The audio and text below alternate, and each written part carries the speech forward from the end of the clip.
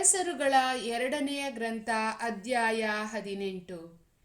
ಇಸ್ರಾಯೇಲರ ಅರಸನು ಏಲನ ಮಗನೂ ಆದ ಹೋಶೇಯನ ಆಳ್ವಿಕೆಯ 3ನೆಯ ವರ್ಷದಲ್ಲಿ ಜುದೆಯ ರಾಜನಾದ ಆಹಾಜನ ಮಗ ಹಿಜ್ಕೀಯನು ಆಳತೊಡಗಿದನು. ಇವನು ಪಟ್ಟಕ್ಕೆ ಬಂದಾಗ 25 ವರ್ಷದವನು. ಜೆರುಸಲೇಮಿನಲ್ಲಿ 29 ವರ್ಷ ಆಳಿದನು. ಜಕರ್ಯನ ಮಗಳಾದ ಅಬಿ ಎಂಬಾಕೆ ಇವನ ತಾಯಿ. ಇವನು ಎಲ್ಲ ವಿಷಯಗಳಲ್ಲೂ ತನ್ನ ಪೂರ್ವಜ ದಾವೀದನಂತೆ ಸರ್ವೇಶ್ವರನ ಚಿತ್ತಾನುಸಾರ ನಡೆದನು. ಪೂಜಾ ಸ್ಥಳಗಳನ್ನು ಹಾಳು ಮಾಡಿದನು. ಕಲ್ಲುಗಂಬಗಳನ್ನು ಒಡೆದು ಹಾಕಿದನು.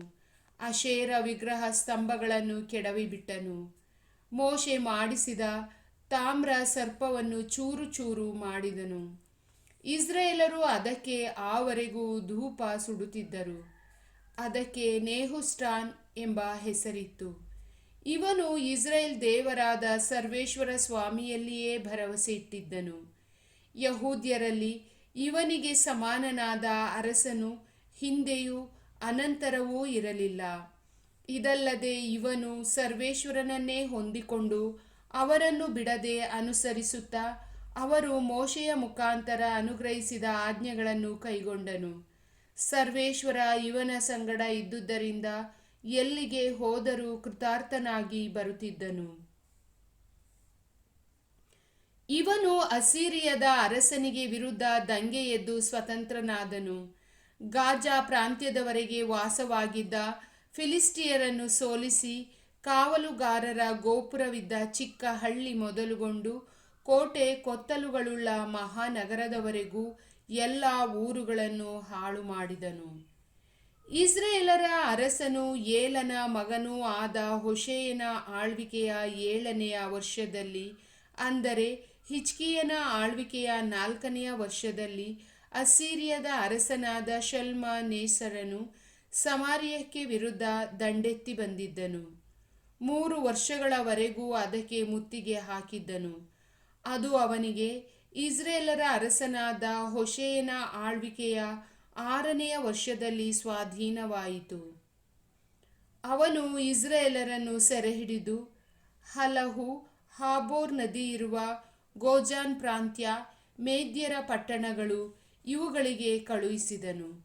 ಇಸ್ರಾಯೇಲರು ತಮ್ಮ ದೇವರಾದ ಸರ್ವೇಶ್ವರನ ಮಾತನ್ನು ಕೇಳದೆ ಹೋದದ್ದು, ಅವರ ನಿಬಂಧನೆಗಳನ್ನು ಉಲ್ಲಂಘಿಸಿದ್ದು, ಅವರ ದಾಸ ಮೋಶೆಯ ಆಜ್ಞೆಗಳಿಗೆ ಅವಿಧೇಯರಾಗಿ ನಡೆದದ್ದು ಇದಕ್ಕೆ ಕಾರಣಗಳಾಗಿದ್ದವು.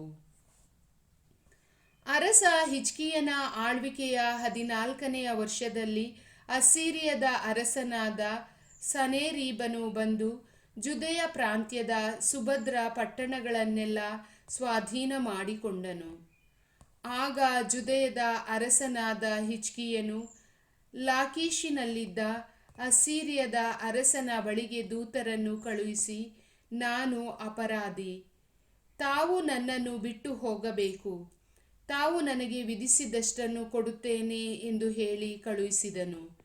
ಅಸ್ಸೀರಿಯದ ಅರಸನು 10,000 ಕಿಲೋಗ್ರಾಂ ಬೆಳ್ಳಿಯನ್ನು, 1,000 ಕಿಲೋಗ್ರಾಂ ಬಂಗಾರವನ್ನು ಕೊಡಬೇಕೆಂದು ಆಜ್ಞಾಪಿಸಿದನು. ಆಗ ಹಿಜ್ಕೀಯನು ಸರ್ವೇಶ್ವರನ ಆಲಯದಲ್ಲೂ ಅರಮನೆಯ ಭಂಡಾರದಲ್ಲೂ ಸಿಕ್ಕಿದ ಬೆಳ್ಳಿಯನ್ನು ತಾನು ಸರ್ವೇಶ್ವರನ ಆಲಯದ ಕದಗಳಿಗೂ ಕಂಬಗಳಿಗೂ ಹೊದಿಸಿದ್ದ ಬಂಗಾರದ ತಗಡನ್ನು ತೆಗೆದುಕೊಂಡು ಅಸ್ಸೀರಿಯದ ಅರಸನಿಗೆ ಕಳುಹಿಸಿದನು. ಅಸ್ಸೀರಿಯದ ಅರಸನು ಲಾಕೀಷಿನಿಂದ ಮಹಾ ಸೈನ್ಯ ಸಹಿತರಾದ ತರ್ತಾನ್, ರಬ್ಸಾರೀಸ್, ರಬ್ಷಾಕೆ ಎಂಬುವವರನ್ನು ಜೆರುಸಲೇಮಿನಲ್ಲಿದ್ದ ಹಿಜ್ಕೀಯನ ಬಳಿಗೆ ಕಳುಹಿಸಿದನು. ಇವರು ದಿಣ್ಣೆ ಹತ್ತಿ ಜೆರುಸಲೇಮಿಗೆ ಬಂದು ಅಗಸರ ಹೊಲದ ಮೇಲೆ ಹಾದು ಹೋಗುವ ರಾಜಮಾರ್ಗದ ಹತ್ತಿರವಿರುವ ಕೆರೆಯ ಕಾಲುವೆಯ ಬಳಿ ಪಾಳೆಯ ಮಾಡಿಕೊಂಡು ಅರಸನನ್ನು ಕೂಗಿ ಕರೆದರು. ಆಗ ಹಿಲ್ಕೀಯನ ಮಗನೂ ರಾಜಗೃಹಾಧಿಪತಿಯೂ ಆದ ಎಲ್ಯಾಕೀಮ್, ಕಾರ್ಯದರ್ಶಿಯಾದ ಶೆಬ್ನ ಮತ್ತು ಆಸಾಫನ ಮಗನೂ ಮಂತ್ರಿಯೂ ಆಗಿದ್ದ ಯೋವ ಎಂಬುವವರು ಅಲ್ಲಿಗೆ ಬಂದರು. ರಬ್ಷಾಕೆಯು ಅವರಿಗೆ, ನೀವು ಹೋಗಿ ಅಸ್ಸೀರಿಯದ ಮಹಾರಾಜನ ಈ ಮಾತುಗಳನ್ನು ಹಿಜ್ಕೀಯನಿಗೆ ತಿಳಿಸಿರಿ. ನಿನ್ನ ಭರವಸೆಗೆ ಆಧಾರವಾದರೂ ಏನು? ಬರೀ ಬಾಯಿ ಮಾತೊಂದರಿಂದ ಯುದ್ಧಕ್ಕೆ ಬೇಕಾದ ವಿವೇಕ ಹಾಗೂ ಶಕ್ತಿ ಉಂಟೆಂದು ಅರಿತುಕೊಂಡಿರುವೆ. ನೀನು ಯಾರನ್ನು ನಂಬಿಕೊಂಡು ನನಗೆ ವಿರೋಧವಾಗಿ ಎದ್ದಿರುವೆ? ಮುರಿದ ಜೊಂಡಿಗೆ ಸಮಾನವಾದ ಈಜಿಪ್ಟಿನ ಮೇಲೆ ನಿನಗೆ ಭರವಸೆ ಇದೆಯಷ್ಟೇ. ಅಂಥ ಜೊಂಡನ್ನು ಊರಿಕೊಳ್ಳುವವನ ಕೈಯನ್ನೇ ಚುಚ್ಚಿ ತಿವಿಯುವ ಕೋಲು ಅದು. ಈಜಿಪ್ಟಿನ ರಾಜ ಫರೋಹನಲ್ಲಿ ಭರವಸೆ ಇಟ್ಟವರಿಗೆ ಆಗುವ ಗತಿ ಇದೆ. ಬಹುಶಃ ನೀವು ನಮ್ಮ ದೇವರಾದ ಸರ್ವೇಶ್ವರನನ್ನೇ ನಂಬಿಕೊಂಡಿದ್ದೇವೆ ಎಂದು ಹೇಳಬಹುದು. ಜೆರುಸಲೇಮಿನ ಬಲಿಪೀಠದ ಮುಂದೆಯೇ ಆರಾಧನೆ ಮಾಡಬೇಕು ಎಂದು ಯಹೂದ್ಯರಿಗೂ ಮತ್ತು ಜೆರುಸಲೇಮಿನವರಿಗೂ ಹಿಜ್ಕೀಯನು ಆಜ್ಞಾಪಿಸಿ, ಆ ಸರ್ವೇಶ್ವರ ಸ್ವಾಮಿಯ ಪೂಜಾ ಸ್ಥಳಗಳನ್ನು, ಬೇರೆ ಎಲ್ಲ ಬಲಿಪೀಠಗಳನ್ನು ಹಾಳು ಮಾಡಿದನಲ್ಲವೇ? ಆದುದರಿಂದ ಬಾ, ಬಂದು ನನ್ನ ಒಡೆಯರಾದ ಅಸ್ಸೀರಿಯದ ಅರಸನೊಂದಿಗೆ ಒಂದು ಒಪ್ಪಂದ ಮಾಡಿಕೋ. ಅವನು ನಿನಗೆ 2,000 ಕುದುರೆಗಳನ್ನು ಕೊಡುವನು. ಅವುಗಳ ಮೇಲೆ ಕೂರಿಸುವಷ್ಟು ಮಂದಿ ಸವಾರರು ನಿನಗಿದ್ದಾರು. ಇದು ಕೂಡ ನಿನಗೆ ಅಸಾಧ್ಯವಾದರೆ ನನ್ನ ಒಡೆಯನ ಸೇನಾಪತಿಗಳಲ್ಲಿ ಅತ್ಯಲ್ಪನನ್ನಾದರೂ ಸೋಲಿಸುವುದು ಹೇಗೆ ತಾನೇ ಸಾಧ್ಯ? ರಥಾಶ್ವ ಬಲಗಳಿಗಾಗಿ ಈಜಿಪ್ಟಿನವರನ್ನು ನೀನು ನಂಬಿಕೊಂಡಿರುವಂತೆ ಕಾಣುತ್ತದೆ. ಈ ನಾಡನ್ನು ಹಾಳು ಮಾಡುವುದಕ್ಕೆ ಸರ್ವೇಶ್ವರ ಸ್ವಾಮಿಯ ಒಪ್ಪಿಗೆ ಇಲ್ಲದೆ ಇಲ್ಲಿಗೆ ನಾನು ಬಂದೆನೆಂದು ನೆನೆಸುತ್ತೀಯೋ? ಇಲ್ಲಿಗೆ ಬಂದು ಇದನ್ನು ಹಾಳು ಮಾಡಿಬಿಡು ಎಂದು ಆ ಸರ್ವೇಶ್ವರ ಸ್ವಾಮಿಯೇ ನನಗೆ ಆಜ್ಞೆ ಮಾಡಿದ್ದಾರೆ ಎಂಬ ಈ ಮಾತುಗಳು ಅರಸನವು ಎಂದನು. ಆಗ ಹಿಲ್ಕೀಯನ ಮಗ ಎಲ್ಯಾಕೀಮ್, ಶೆಬ್ನ ಮತ್ತು ಯೋವ ಎಂಬುವರು ರಬ್ಷಾಕೆಗೆ, ದಯವಿಟ್ಟು ನಿಮ್ಮ ಸೇವಕರಾದ ನಮ್ಮೊಡನೆ ಅರೆಮಾಯಿಕ್ ಭಾಷೆಯಲ್ಲಿ ಮಾತನಾಡಿ, ಅದು ಅವರಿಗೆ ಅರ್ಥವಾಗುತ್ತದೆ. ಆದರೆ ಹಿಬ್ರೂ ಭಾಷೆಯಲ್ಲಿ ಮಾತನಾಡಬೇಡಿ, ಅದು ಪೌಳಿಗೋಡೆಯ ಮೇಲಿನಲ್ಲಿರುವವರಿಗೂ ಅರ್ಥವಾಗುತ್ತದೆ ಎಂದನು. ಅದಕ್ಕೆ ರಬ್ಷಾಕೆಯು, ನನ್ನ ಯಜಮಾನರು ನಿಮ್ಮ ಸಂಗಡವಾಗಲಿ ಮತ್ತು ನಿಮ್ಮ ಒಡೆಯರ ಸಂಗಡವಾಗಲಿ ಮಾತನಾಡಬೇಕೆಂದು ನನ್ನನ್ನು ಕಳುಹಿಸಲಿಲ್ಲ. ಈ ಗೋಡೆಯ ಮೇಲೆ ಕುಳಿತಿರುವ ಜನರ ಸಂಗಡ ಮಾತನಾಡುವುದಕ್ಕಾಗಿಯೇ ಕಳುಹಿಸಿದ್ದಾರೆ.